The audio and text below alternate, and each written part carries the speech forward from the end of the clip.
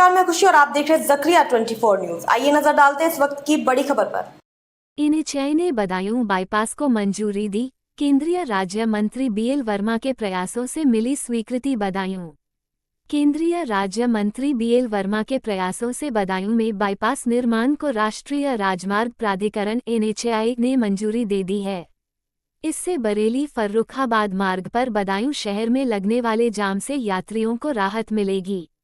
NHAI के अधिकारियों को बाईपास के लिए सवेकर विस्तृत परियोजना रिपोर्ट डीपीआर तैयार करने के निर्देश दिए गए हैं।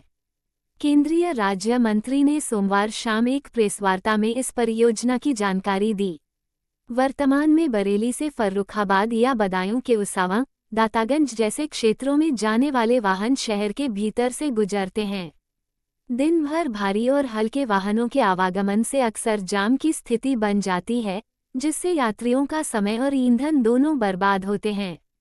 केंद्रीय मंत्री बीएल वर्मा ने बताया कि उन्होंने इस बाईपास के लिए केंद्रीय सड़क परिवहन एवं राजमार्ग मंत्री नितिन गडकरी से अनुरोध किया था। गडकरी के अनुमोदन के बाद इस परियोजना को स्वीकृति मिली है। उन्होंने एनएचएआई अधिकारियों को डीपीआर जल्द से जल्द तैयार कर प्रस्तुत करने को कहा है, ताकि आगे की कार्रवाई शुरू की जा सके। बाईपास बनने से बड़े वाहनों का शहर में प्रवेश रुक जाएगा, जिससे शहर के भीतर यातायात सुगम होगा। प्रेसवार्ता में जिलाध्यक्ष राजीव गुप्ता और सदर विधायक महेश चंद्र गुप्ता भी उपस्थित थे। तो बहुत बड़ी सौगात है और माननीय प्रधानमंत्री ने लाल किले की प्राचीर से 15 अगस्त को कहा था कि हम दीपावली पर जीएसटी की सौगात देंगे, लेकिन आदरणीय प्रधानमंत्री जी जो कहते हैं उसे करते हैं। उन्होंने दीपावली से पहले नवरात्रा को यानी 22 सितंबर को ये सौगात देने का काम किया। और आज मैं कह सकता हूँ न जाने कितने इस प्रकार के उत्पाद जो सुबह उठने से लेकर के शाम सोने तक हमारे व्यापार का काम आने वाले या हमारे कृषि के उपयोग में आने वाले ट्रैक्टर से लेकर के तरह तरह की मशीनें सभी पर ये जीएसटी घटाने का काम किया। अगर मैं छोटी सी बात करूं, कई बार हमारे ईडी गठबंधन के लोग, कांग्रेस यूपीए के लोग जब कहते हैं कि उन्होंने पहले लिया, ऐसा किया वैसा किया, अब मैं यूपीए के लोगों से कहना चाहता हूँ, यूपीए सरकार के लोगों से कहना चाहता हूँ, ईडी गठबंधन के लोगों से कहना चाहता हूँ, हम जो टूथपेस्ट वैसे प्रारंभ हो जाता है, टूथपेस्ट जैसी चीज़ पर 27% का टैक्स होता था, उस टैक्स को हटा करके आज जीएसटी उसमें 5% है। जो सबके हेयर ऑयल होता है, सब काम गरीब अमीर मीडियम सब काम करते हैं, उनका भी 27% से घटाकर जो यूपीए में 27% था आज 5% हो गया है। साबुन 27% से 5% हो गया है। हम एसी आजकल लगते हैं, एसी यूपीए सरकार में 31% टैक्स था, आज 18% हो गया है। खाने का होटल खाने पे जाते थे तब 21% टैक्स देना पड़ता था, 5% हो गया है।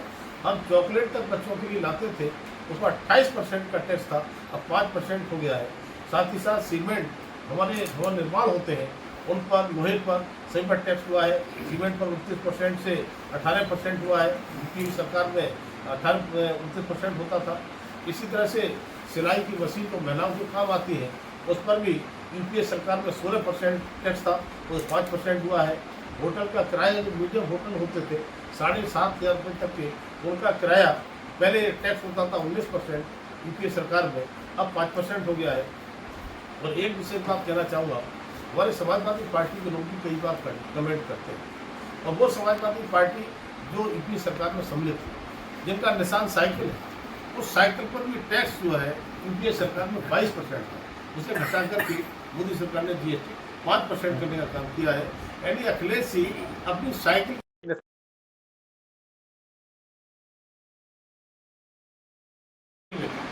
एक रेल बदायूं से दिल्ली और एक रेल बदायूं से लखनऊ। मैं राज्यसभा का सांसद था, जब मंत्री नहीं था तब से मैंने इसका प्रयास किया था, लेकिन मुझे वो भी बताती खुशी हो रहा है। जैसे आज मैं बाईपास की आपको खुशखबरी दे रहा हूँ, बहुत जल्दी ही रेलवे की खुशखबरी भी आपको मिलेगी। हाँ, आपकी रेल, जब मैं लास्ट टाइम अभी 1 महीना पहले माननीय रेल मंत्री से मिला था, तो मैं एक योजना बनाकर लेकर गया था कि कुछ ट्रेन इस प्रकार की रात को स्टे करती है बरेली, तो बरेली की ट्रेन को हम बदायूं तक ला सकते हैं, रात को स्टे करा सकते हैं। लेकिन वो सर्वे वहाँ हो चुके हैं बदायूं के। मैं कह सकता हूँ कि माननीय रेल मंत्री जी ने कहा कि हम किसी रेल को हम नए सिरे से हम देना चाहते हैं। नई रेल का उन्होंने आश्वासन दिया है और मुझे जानकारी मिली है कि 2 प्रपोजल शायद चल रहे हैं और उनमें से बहुत जल्दी हमको रेल की भी सौगात हमको मिलेगी।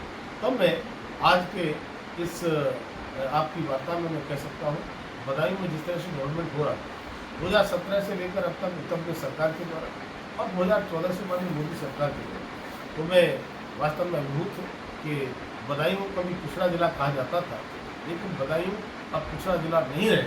बदायूं हर क्षेत्र में आगे है और मैंने कहा कि मेरे मंत्रालय का प्रधानमंत्री दिव्यांशा केंद्र, जो दिव्यांशा केंद्र हमारे गिने चुने होते हैं जहाँ पर दिव्यांगजनों के लिए, वरिष्ठ नागरिकों के लिए वायुश्री योजना में और एडिट योजना में जिनको सहायक उपकरण देने का काम होता है। वैसे तो हम कैंप लगाकर देते थे कि कई बार दिव्यांगजनों को कैंप का बहुत इंतजाम न करना पड़े, इसलिए दिव्यांशा केंद्र होते हैं। कोई भी दिव्यांगजन या वरिष्ठ नागरिक अपने उस UDID को लेकर जाएगा, अपनी ID को लेकर जाएगा, जाकर के वहीं पर उसके लिए वो सहायक उपकरण मिल जाएगा।